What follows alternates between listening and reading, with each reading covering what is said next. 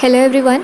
So after giving our presentation हम लोग LT lecture theatre के बाहर आ गए और हमें बहुत सेटिस्फैक्शन मिल रहा था, बहुत सुकून मिल रहा था।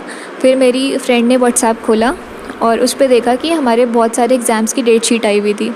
हमारे सितंबर में सेशनल्स होने वाले थे, अक्टूबर के एंड और नवंबर में टर्मिनल्स होने वाले थे और दिसंबर में प्री प्रॉब्स होने वाले थे। और जान में हमें जान की तो नहीं आई थी, बट हमें पता था कि जान में प्रॉब्स हो जाएंगे और बीच बीच में जो वर्ड लिविंग वाइवाज होने हैं वो सब तो होने ही होने हैं।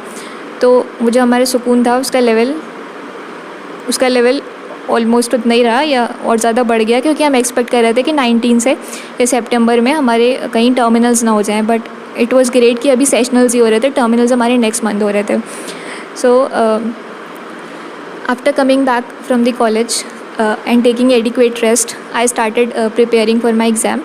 I started with my least studied subject, that is forensic medicine. So अभी तो बहुत ज़्यादा टाइम नहीं था क्योंकि बहुत कम टाइम था, तो जो इम्पोर्टेंट टॉपिक्स थे मैं उनके आंसर्स प्रिपेयर कर रही थी and I was using various resources for that. कई सारी बुक्स और नोट्स का यूज़ करके मैं फॉरेंसिक के आंसर्स लिख रही हूँ।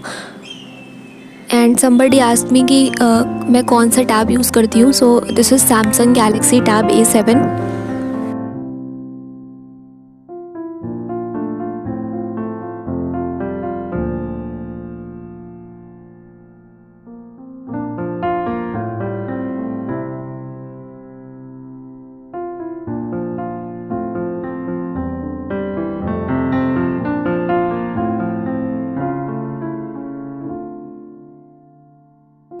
मैं क्वेश्चंस के आंसर्स लिखते लिखते बोर हो गई, so I decided to solve Q banks. और मैंने ऑलमोस्ट 20 to 30 डेज़ पहले मैं ENT पढ़ रही थी। सो अभी मैं उसके क्यू बैंक्स सॉल्व करने जा रही हूँ ताकि मेरा ENT का जो मैंने पढ़ा था उसका अब रिविजन हो जाए। All of you would have heard कि instead of re reading a topic, recalling it or which is also known as active recall is the best method of revising anything. So basically when we solve questions we are actually using the active recall method. जो answers मुझसे गलत हो जाते हैं उनको मैं नीचे जो डिटेल्ड सोल्यूशन दिया हुआ है वो देख लेती हूँ, ट्रेजर्स पढ़ लेती हूँ, और अगर फिर भी कोई टॉपिक समझ में नहीं आ रहा होता है तो नीचे वीडियो की लिंक दी हुई होती है जो उस क्वेश्चन से रिलेटेड वीडियो होती है। So I can go back to that video and watch that.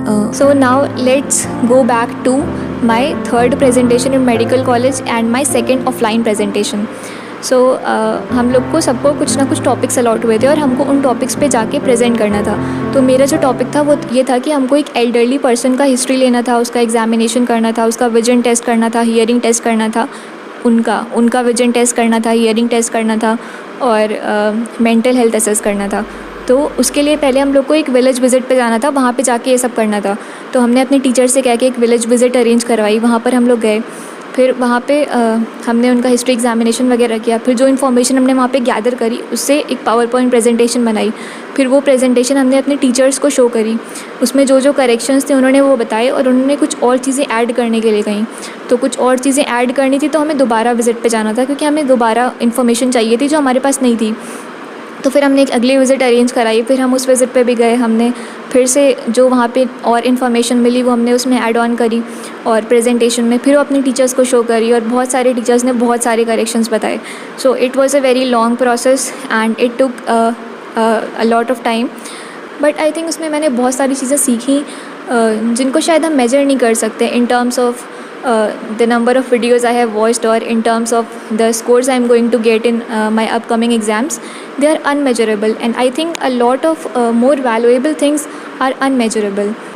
So this presentation wala process, it almost coincided with our obs and gynae exam, and obs and gynae is a subject of final year, but हमें third year में उसको पढ़ना होता है, third year में भी पढ़ना होता है, बट हम कोई भी सब्जेक्ट पोस्टिंग के टाइम पे पढ़ रहे होते हैं। बट उस टाइम पे हमारी ऑब्स एंड गायनी की पोस्टिंग नहीं हुई थी, अभी तक हमारी ऑब्स एंड गायनी की पोस्टिंग नहीं हुई है, तो हमने वो सब्जेक्ट नहीं पढ़ा था। तो in a very short period of time we had to manage both of the things. We had to prepare for the presentation as well as exams, and there was a time of like hardly 1 week.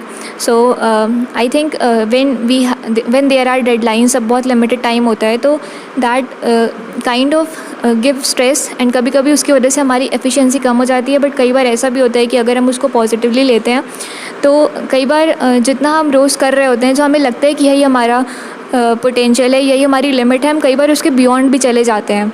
So that actually did happen with me कि जितना मैं पहले हमेशा से कर रही थी उस particular period of time I invested a lot more time. तो अभी करेंटली मेरी साइकेट्री की पोस्टिंग चल रही है, so I have seen couple of interesting cases. तो there is something I would like to share with you all.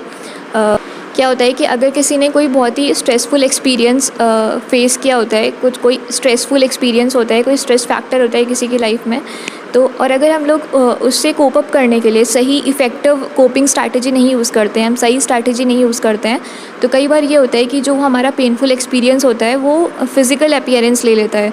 मतलब अगर कोई इमोशनल एक्सपीरियंस है तो हो सकता है उसकी वजह से कुछ फिजिकल सिम्टम्स आने लग जाएँ, जैसे कि abdominal pain, headache, seizures. That is known as conversion disorder. तो एक्चुअल में इफ़ेक्टिव कोपिंग स्ट्रैटेजी क्या होती है, हम कैसे कोप अप कर सकते हैं, तो उसका फ्यू मिनट्स प्लीज़।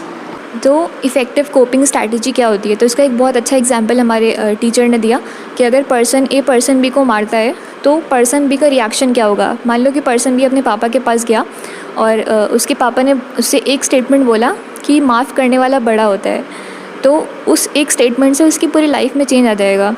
वो उस चीज़ को समझ गया अगर कि हाँ माफ़ करने वाला बड़ा होता है, तो that is an effective coping strategy कि उसने किसी प्रिंसिपल्स के बेसिस पे उस सिचुएशन को नॉर्मलाइज़ कर दिया।